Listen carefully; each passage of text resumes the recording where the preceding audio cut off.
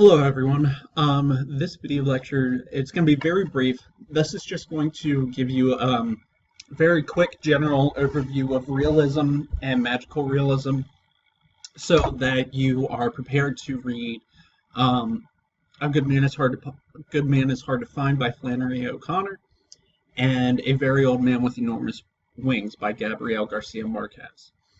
So essentially realism was a rejection of Romanticism, and it's as broad as Romanticism. There are some certain conventions and defined characteristics, but beyond that, there's a lot that can be done within realism. The main goals and principles of realism is that it portrays life with fidelity, what is called the condition humane, and it attempts to portray reality with as much objectivity as possible. It is not concerned with idealization or sort of the romanticizing of life. It's not idealized, it's not flowery, it's not overly dramatic or emotional. It is realistic.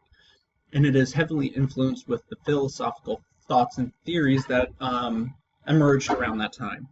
Regarding the nature of reality, such as the theory of correspondence, which is that reality is knowable through science and scientific inquiry, and then the theory of coherence, which is that reality is knowable from intuitive perception and insight. So realism is very much an effort to portray life as objectively and realistically as possible. Okay, magical realism then was sort of a turn backwards, a turn backwards sort of towards Romanticism, but still very much rooted in realism. It was influenced by surrealism and visual art. So magical realism is very much sort of literature's version of surrealism, of Dali and Grieg, those type of artists. It's the mingling and juxtaposition of the realistic and fantastic. So most often you see fantastic elements in stories that are otherwise very realistic, or fantastic elements that are portrayed in a very realistic manner.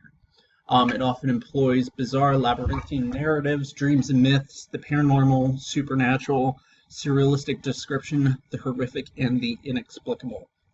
So, magical realism is sort of a niche within realism that very much focuses on portraying fantastic elements with as much fidelity as possible. Going from there, we're going to talk a little bit about minimalism and maximalism, which is what you need to know to truly, fully understand Midnight in Dostoevsky by Don DeLillo and The Killers by Hemingway. So, minimalism and maximalism are two very extremes of style that can occur in really any form of literature and any literary movement. They're characterized by minimalism is very much giving the reader all that is absolutely necessary to understand the story. Hemingway was a minimalist. He was sort of the father of minimalism. Well, not necessarily, but for the context of this class, he's the biggest minimalist we're going to read.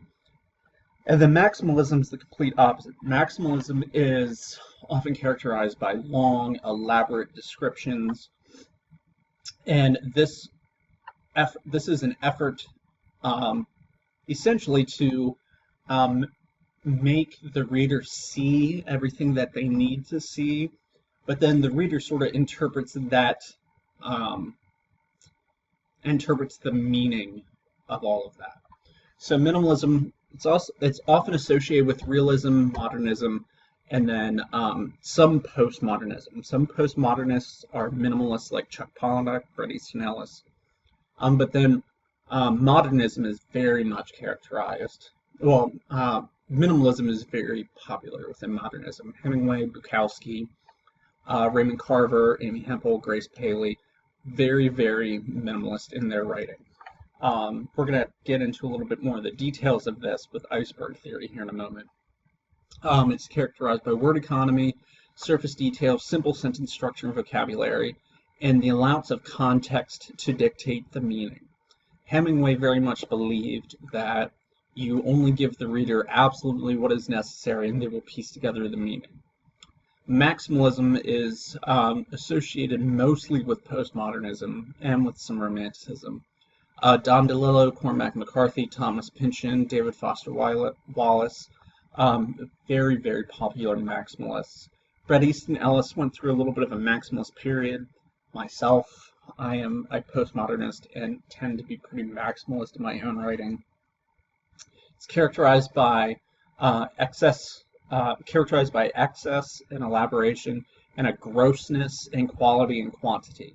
So this will become a little bit more clear when you read the DeLillo story and the Hemingway story. They're very extreme. The DeLillo story is super, super maximalist, and the Hemingway story is super, super minimalist. And the reason why I show you this, why I have you guys read this, is you will begin to figure out your own writing style, and you're probably going to be somewhere more in the middle, but I want to give you these two extremes of style for you to sort of see the range that your own writing can fall within. Excuse me.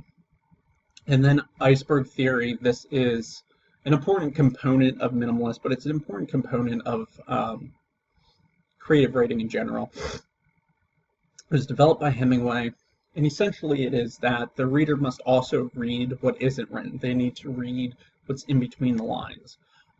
Hemingway famously said his sort of definition of iceberg theory was that if you know enough about what you're writing about, the reader will put the pieces together.